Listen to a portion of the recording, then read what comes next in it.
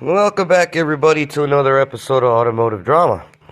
Today I got a 14 Chevy Cruze. 14. Little 1.4 turbo, I believe. Yeah. 1.4 turbo. Had a lean code, all bank 1. And he said it stumbled when it was cold. And I did a vacuum, or not a vacuum test, a smoke test, and I didn't really point out what I wanted to when it was cold. But I think I discovered why, because I was suspecting that the intake gaskets were leaking. And when I got it apart, I saw this gasket. It's pretty flat,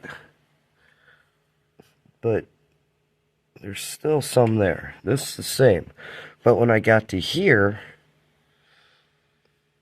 on this, here and here, it's completely flat, and the bottom here is flat, and the bottom here is flat on this whole center. Now the top, it's probably why I didn't see anything in the smoke test, because the top part of the gasket's still good, but the bottom part is definitely no good. And right here, this port is a vacuum supply port.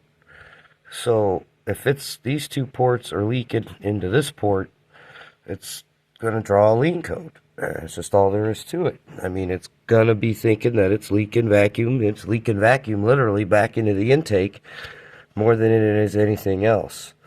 I mean, they're completely flat. When I put the new one in, I'll show you the total difference. And this edge, I mean, there's still some there, but those were sealing. The outer edges were definitely still sealing. But these three here on this center, we're not sealing. Now, this thing's relatively simple to take off. You can actually leave it connected. You got to disconnect the fuel line. I'll show you when I put it back together what you got to do to take it apart. But it's a little tricky. You got to be careful because it's a lot of plastic and you don't want to break it.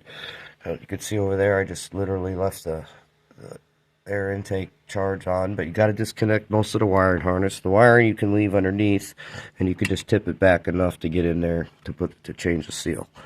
Definitely take the fuel line off. Definitely take the evap lines off. And of course, you see it got most of the harness loose, the wiring harness, and then you can get to the bolts relatively simple. I'll look up the torque before I put them back in, and when I show you how this thing looks when I put it back together, and we'll go from there. Anyways, thanks for tuning in to another episode of Automotive Drama. Stay tuned for more episodes, and like always, likes are nice, subscribes are better. Thanks for tuning in, everybody, and have a good night.